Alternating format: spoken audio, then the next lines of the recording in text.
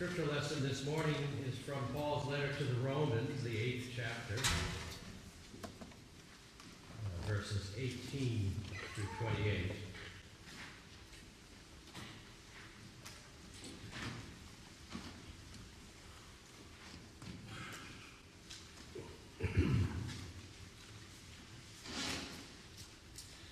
I consider that what we suffer at this present time cannot be compared at all with the glory that is going to be revealed to us.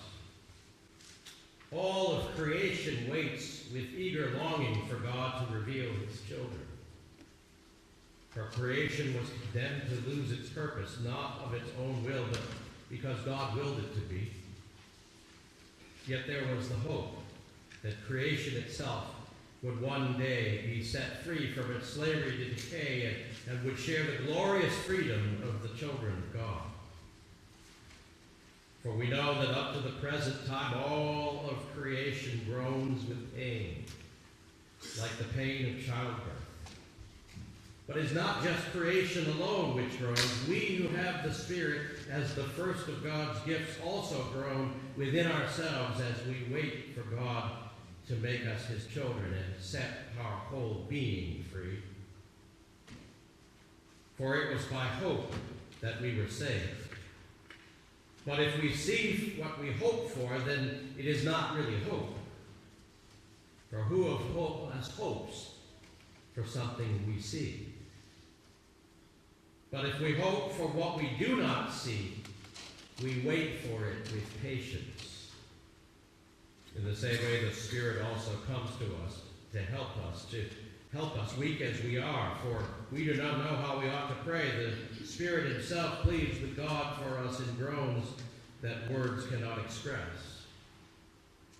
And God, who sees into our hearts, knows what the thoughts of the Spirit, what the thought of the Spirit is, because the Spirit pleads with God on behalf of his people and in accordance with his will. We know that in all things God works for good with those who love him, those whom he has called according to his purpose. May God add a blessing to the reading and the hearing of the word. Well, as you may know, last week we began a sermon series that I'm calling Big Questions, in which I've invited folks from our congregation to share their big questions, their things that have always been conundrums for them, or that they've always wanted to hear a sermon about. And with the idea that I would preach sermons exploring ways in which our faith can help us think about those questions. Now, as I said last week, I got a lot of cards back from you all, and in fact, too many really to be able to deal with in this series. But don't worry, I'll try to remember some of those questions later on, and they may come up. So we've just got time over these next few weeks for just a small portion of those questions, and I hope no one will be offended if their question doesn't get addressed. And I'm also feeling the weight of these questions and the absurdity of trying to answer questions that people have written many, many books about and thought long and hard about in 15 or 20 minutes or so. But I'll do my best, and hopefully, if nothing else, give you some food for thought and prayer. So today I want to spend some time looking at the question of God and suffering. And as a jumping off point, I want to read verbatim a question that one of you sent me, and I suspect it might be a question that many of us can relate to. This individual says, I talk to God a lot, usually in appropriate language, but when in pain, not so. But I cannot get rid of the mentality that God is punishing me. Can you change this thinking for me? Well, I don't know if I can change this person's thinking. That's a pretty big task. and it sounds somewhat like invasive brain surgery, but I do want to at least offer some thoughts and try to talk about what our faith has to say about how God deals with us and what God's role is and is not in terms of the suffering that all of us, to some degree or another, experience in our lives. So let me start by saying that this is indeed a really big question. In fact, it might even be the biggest question that many people ask over and over again of why a good God who loves us allows and perhaps even causes the suffering that many of us experience, or at least we can see it happening in our lives and in the lives of people throughout the world. As we think about this question, we think about how when this individual who I just read their question, when this person asks whether their suffering is a sign that God is punishing them, in doing so they are raising some of the most profound and most discussed questions in all of theology and philosophy. They are raising the questions of the meaning and purpose of suffering and God's role in our suffering. Well, as they say about death and taxes, suffering is a given. As I said, every human experiences some suffering to some degree or another. Some experience certainly much more than what seems to be their share of suffering, but all of us suffer in one way or another. And we suffer in all sorts of ways, and sometimes the reasons that we suffer are understandable, right? So that, for example, you might suffer flunking a test, but if you didn't study before the test, well, you might very well be able to conclude that the reason for your suffering, you don't have to look very far for it, right? Sometimes we bring about our own suffering. Sometimes people bring about suffering onto us, which we have some choice as to how much we are going to allow that experience to suffer, cause us to suffer. And we understand those things to some degree. But oftentimes, our suffering that we experience doesn't fall into those categories. Oftentimes, our suffering seems random and senseless and certainly inexplicable. There doesn't seem to be any reason that we can understand for why we are going through what we're going through, or at least any reason that we want to entertain. And it is in those sorts of situations that the most profound questions arise. In fact, for some, the existence of this sort of suffering is reason enough to reject the very existence of God. And of course, that solves a lot of questions, because if there isn't any God, well, then our suffering is just something that happens, and it doesn't need to have any meaning or purpose. But for those of us who believe in God, the questions abound. They are questions like, why does God allow suffering? Does God directly cause suffering? And as this morning's questioner asked, is suffering the result of our being punished by God for something we've done or said or even just thought about? Now let's for a moment assume that the reason our questioner can't shake the feeling that they are being punished is because it's true. Let's assume for the moment, in other words, that she is being punished, this person who asked this question, or he. So, if our individual suffering is the result of God's punishing us, it paints a picture, for me at least, of God sitting somewhere off in the distance, not in any way walking directly with us, but apart from us, and sending down suffering or sending down experiences. So let's think about this assumption behind this statement that God perhaps punishes people for a moment. Without thinking about it, we are saying or when we think about this, we are saying that God is in control of everything at the most minute level. That God is in control of the stock market, whether it goes up or down. That God is in control of weather patterns, and when the wind blows, it's because God goes poof. And when someone is driving, God controls where they go and whether or not another car drives into their car. And a lot of us have been taught to think and feel about God in this way. And we just sort of assume that this is how it works. We say things like, well, things happen for a reason, or it was all part of God's plan. For me, it begins to feel a lot like the marionette view of divine providence. You know, the marionette, the little puppets that get pulled, the strings get pulled, and so they move. In this view, in the marionette view, God really is in control of everything, and we're just simply puppets on a string, doing only and everything that we decide. That even to the point where we decide we go to lunch tomorrow, God is planning that. It's all planned out and directed by God.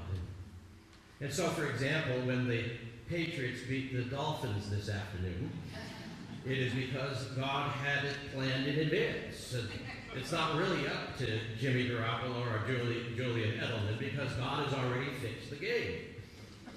And probably it's because God loves the Patriots more than the Dolphins. And maybe God is punishing them, the people of Miami, because of their obvious wickedness. All of that sort of thing. Or maybe God is trying to teach them all something, and so he will cause them to lose. And if that's how it works, no matter how hard the Dolphins try, none of that really matters. It's not in God's plan. Which brings, of course, up the question of what's the point? The point of playing or pretending we have any choice. What's the point of even living? So I want this morning to invite us to question some of these assumptions, because it seems to me that, in fact, the Bible is actually teaching the direct opposite of this assumption, and that the Bible is actually full of stories of people doing exactly what God doesn't want us to do, and how God loves us and walks beside us anyway, in spite of that. Clearly, starting with the Garden of Eden and continuing, that Scriptures place us in a world where we have choices, where we have some input into the outcome of how things get played out. And just as clearly, and we can still see this today, that when those directions are given to us by God, we go ahead and do the exact opposite of what God intends for us to do. And yet God still continues to reach out to us and relate to us. Furthermore, the nature of God as revealed in the Scriptures, and especially through Jesus Christ, is that God is just, and that God is loving, and that God is kind and merciful and patient, that God reaches out to sinners to forgive and restore us, and that finally God is like a parent to us, and that we are God's children. Now, if we believe that God is all of those things, then whatever we say God has done has to line up with those things, right? So let me ask you some simple questions. If you wanted to teach your children something, would you do it by injecting cancer cells into their bodies? Anybody would do that? If you wanted to teach your children something, would you cause another car to ram into the side of their car so that they are nearly killed? Again, I don't imagine there's any takers. If we would not do that, as Jesus said, if we, being evil, know how to give our children good things, if we wouldn't do that, why would we say that God would? Whatever God does do in our lives has to be consistent with God's love, God's mercy, God's goodness and kindness. Again, it's good to ask questions and to question our assumptions sometimes. The why questions about suffering become especially acute when it comes to terrible suffering, such as when illness or disease cause chronic, debilitating pain, or when a child suffers. And especially when the pain and suffering that we see ourselves or others experience are resolved not by a cure, not by a cessation of pain, but by death.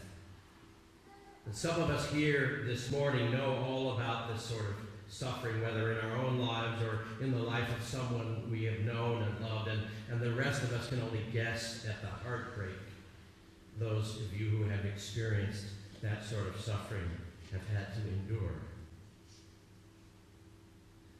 But the reality is that our bodies are fragile. That's the way we have been created. We're not supposed to last forever. Our bodies are not made of steel. They are not perfect yet. God designed our bodies so that they are subject to change, all sorts of change, from the change of puberty and adolescence all the way to the possibility of a cell going haywire and reproducing and duplicating out of control to the point where it causes a tumor. That's the way that our bodies are. They're fragile and they're frail and they're not built for eternity. And sometimes when they are afflicted with illness or some other trauma, we break and we hurt.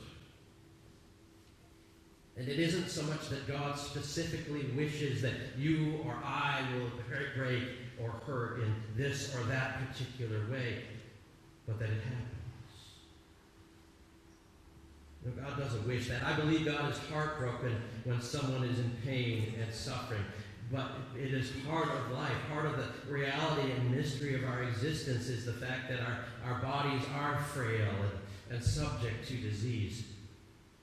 And it's part of what makes us human. And the changes that happen within us are part of the design. And very understandably, we would like it if God was like that giant CAT scan machine in the sky, monitoring every one of our 3 billion cells in all 6 billion people, constantly monitoring each one so that nothing ever goes haywire. But my experience has been that God doesn't play that role. Instead, God says, I love you, and I will be with you, and I will hold you when life hurts so bad that nobody else can hold you. And I will keep you together during those times when life seems to be falling apart at the seams. I promise you that this is not all there is to life, and that there is something beyond this existence, and I will be your hope.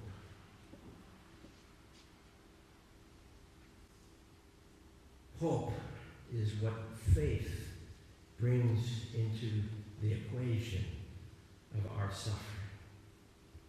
Remove hope and we still have a world that is suffering. Hope is the only thing that has even a ghost of a chance of turning our suffering into something that is redeeming. That is the hope that Paul talks about in our scripture lesson from Romans 8 when he says that we know that all things work together for good for those who love God, who are called according to his purpose. And when Paul makes this statement, he is not saying, I don't believe at least, that he is not saying that God causes terrible things to happen. Rather, he is holding out the hope that God is able to bring us through to the other side and even bring good things out of even the worst things that can happen to us. That doesn't change the fact that those things have happened. That does not change our grief or our pain or our loss, but it does give us hope that even in the midst of things that we cannot understand, God is somehow at work, bringing good things to light. I want to close with a story out of my own personal experience that I believe demonstrates the power of this kind of hope. This is a story of the most seemingly senseless experience of suffering I've directly encountered in my life and within my family. It happened when I was 8 years old. My parents had hired a mother's helper for the summer, a young farm girl from Minnesota. Her name was Janice. And she had not been with us for more than a week or so when she took us down to the town beach on Lake Michigan. We grew right up 2 blocks from the lake. This was before the beach officially opened, so there were no lifeguards. And it had been stormy the night previous, so the surf was up. I know the folks who live around here with smaller lakes don't necessarily understand that the Great Lakes really have surf and currents that can be absolutely devastating and powerful. So anyway, the surf was up, and I went out into the lake on an inflated raft, and before I knew it, the current grabbed a hold of the raft and pulled me out quite far from shore. Then the current eventually began to bring me back onto shore, a ways down from where the town beach ended. Unbeknownst to me, my older brother and Janice had gone out to try and bring me back. When I finally found my brother, he was crying. He had become separated from Janice at some point and had gone back to the shore hoping to find her there. But she was nowhere to be found. Well, to make a long story short, her body was recovered several hours later. My father was called in to identify the body and then had the horrific duty of calling Janice's parents in Minnesota to tell them that their 15-year-old daughter had died trying to save me. Now, the parents of this young girl were people of incredible, profound faith. And there were no cheap sentiments in their grief. Their experience of loss was as deep as I can imagine anyone experiencing. But there was no rancor. They could have sued my parents for millions of dollars and would have won open and shut. And no one would have blamed them. They could have harbored bitterness against my parents and my brother and I, and again, no one would have blamed them. Remarkably, they did neither. In fact, they made a point of keeping in touch with my parents. And I was reminded of that when my mother passed away this past spring, and I was going through her things, and I came across the most recent Christmas card from these folks 50 years after this event had taken place. They had hope. And their hope came from their faith. I got to tell you, in 30 years of ministry, those people I have ministered with in the midst of tragedy and suffering, those who are able to hold on to their faith and be encouraged by their faith, they face tragedy differently than those who have no faith. Not that they don't have their doubts or their struggles, but they're held fast to the anchor of the scriptures that teach us that Jesus Christ came, that God lived in him in this world to suffer.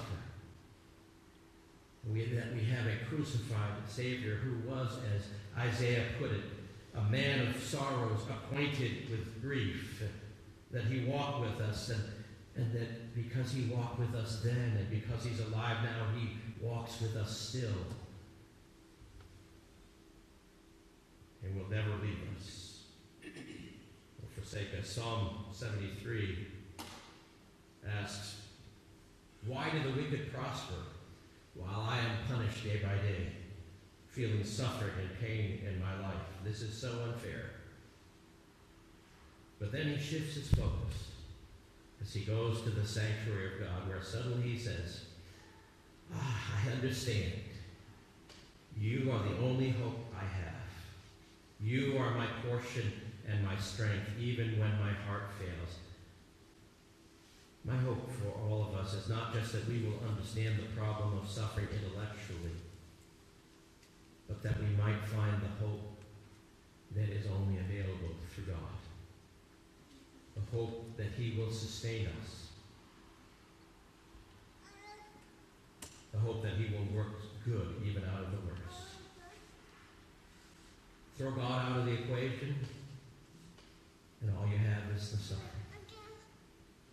Only you've lost the only thing that can redeem that suffering and bring us hope. May we find our hope in God.